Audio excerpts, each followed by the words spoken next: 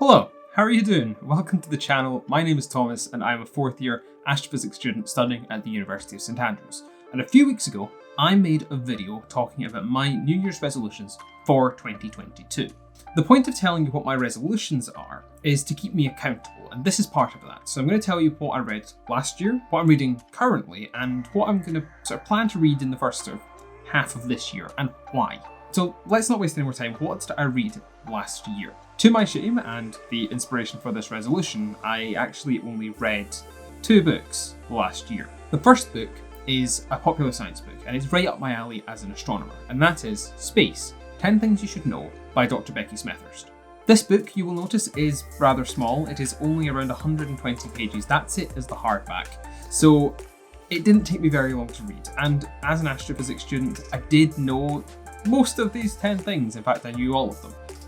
What I did get out of it though is the human story, the stuff that is dropped out of textbooks and lecture series, the stories behind the science. If you haven't read it, highly recommend. If you know nothing about space, it's brilliant.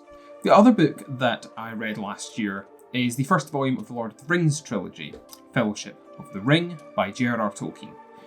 I feel like I don't need to summarise this book, given there are just a few mildly successful movies that tell the story.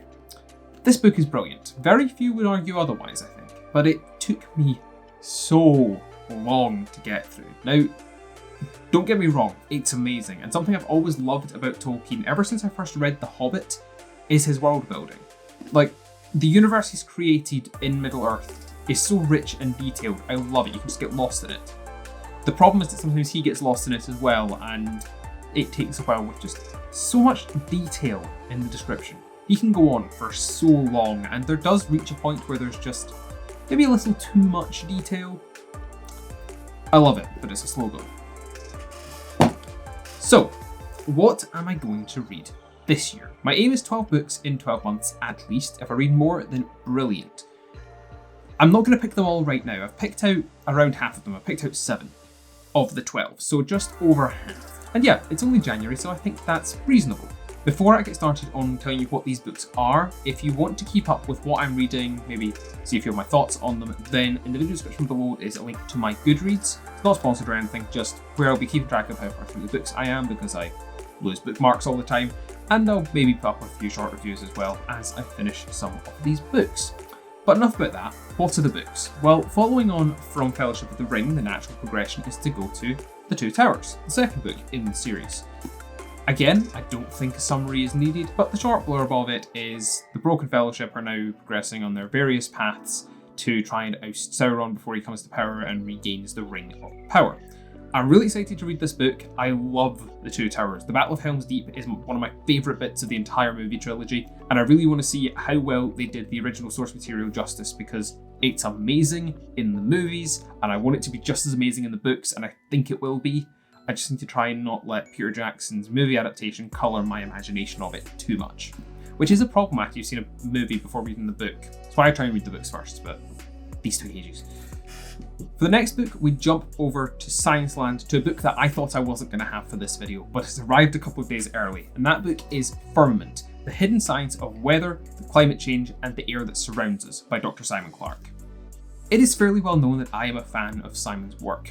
I'm also part of his Discord community. I basically lived there through lockdown, and he is a big part of why this channel exists and why everything I do online exists. So when I found out he'd written a book about the atmosphere, I pre-ordered it right away. With my local independent bookshop, of course, not Amazon. It officially comes out on January 27th, 2022, so if you're watching after that date, it's out. To be honest, probably everyone's going to be watching it after that date, because I don't think this video is going to get out before then. Honestly, I thought filming this before that date I wasn't going to have it, but I got the email from the bookshop yesterday saying, we've got the book. So I'm definitely going to read this after I finish what I'm currently reading. I'm so excited for this book. And Simon, congratulations on the book. Next up is Invisible Women, Exposing Data Bias in a World Designed for Men by Criado Perez. This book has been recommended to me so many times, and as someone who sees themselves as both a feminist and also as a scientist who believes that things can be shown with data and that data can be trusted, I'm really interested in this book. Invisible Woman is about exposing the biases in our world which make it into the data, which informs how our world is, which will make it into the data, which is a self-perpetuating cycle of systematically excluding women. And it's something I no doubt exists, but I want to understand to what extent it exists. And that's why this book is on my list. The idea that we can't trust the data is something that I don't like, but it's probably true. And that's why I'm going to read this. It's been recommended a lot, and yeah, I'm interested, so this is definitely on the list. Sticking along these same lines of wanting to be challenged on my preconceptions of the world, we have another book I've been recommended many times. Why I'm No Longer Talking to White People About Race by Reni Eddo-Lodge. I've not started this book, but I know that it's going to be an interesting and potentially challenging read. Something that's impossible to deny is that we all have internal implicit biases. They develop through childhood, adolescence, and we don't notice them until they're pointed out the vast majority of the time. I'm hoping that it will help change my worldview and highlight some of the injustices in our society. I realise that's a tall order for a book this small, but I've put off reading it for quite a while just through not having enough time really, so less putting it off. And the reviews are too good to let this go unread much longer. So it's on the list for this year because I want to know what's in this book. Now, stepping away from things that are quite so hard-hitting, we're going to take a step back into the world of fiction. And the next book on my list is another very long fantasy novel, part of the reason there's only 12 books in my resolution, not 24 like last year. This book is Outlander by Gabaldon, and you'll notice from the post-it note sticking out the top of it, I've already started reading this. Now, it's the first book in the series that inspired the TV series of the same name, and it follows Claire Randall, a World War II combat nurse who, after the war, is flung back in time to mid-18th century Scotland, right before the Jacobite Risings and the Battle of Culloden. I'll pause here to let you go and Google what those are, if you don't know already. And now we can continue on. So, I love that series. It was recommended to me by my mum, and I binged it right through the first part of 2021, and now I'm reading this book. And so far, it's good. I'm almost 20% of the way through the book, and unlike Tolkien's novels, it's not a hard read. It's a good yarn, it's a good story. And that's what I'm looking for from it. I'm not looking for the minute details in the world building that exist in Lord of the Rings. It's why I'm 20% of the way through the book, and I didn't start it that long ago. So, in the same amount of time, I had not read nearly as much of Lord of the Rings. The penultimate book on this list is not a fiction book. It's not really a non-fiction book either, though. Well, it kind of is. It's an autobiography. A bit of a departure from the rest of the books on the list, and that autobiography is How to Be Champion by Sarah Millican. Now, Sarah Millican is one of my favourite comedians to watch. Something about her comedy just clicks with me. I find it really funny, which I guess is the point. And I've started this book already, and I'm making progress through it really quickly. It's really nice to read.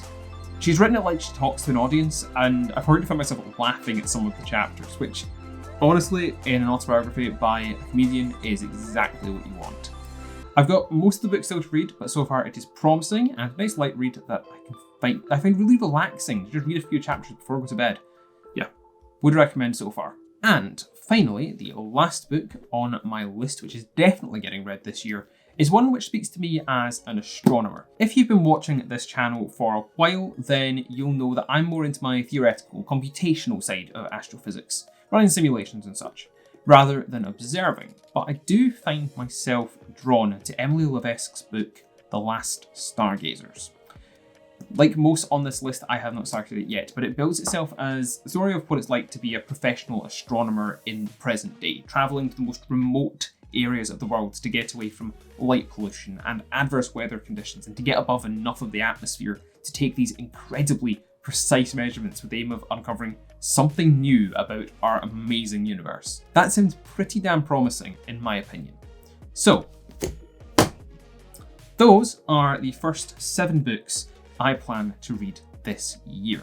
There will be another 5 books in the year, fingers crossed, all going according to plan, but I don't want to pick them out now, just in case I find something later in the year, not in January, that tickles my fancy and that I just have to read. If you've got any books that you are planning to read, then go on, drop them in the comments below. I'm interested to see what my audience are reading or wanting to read.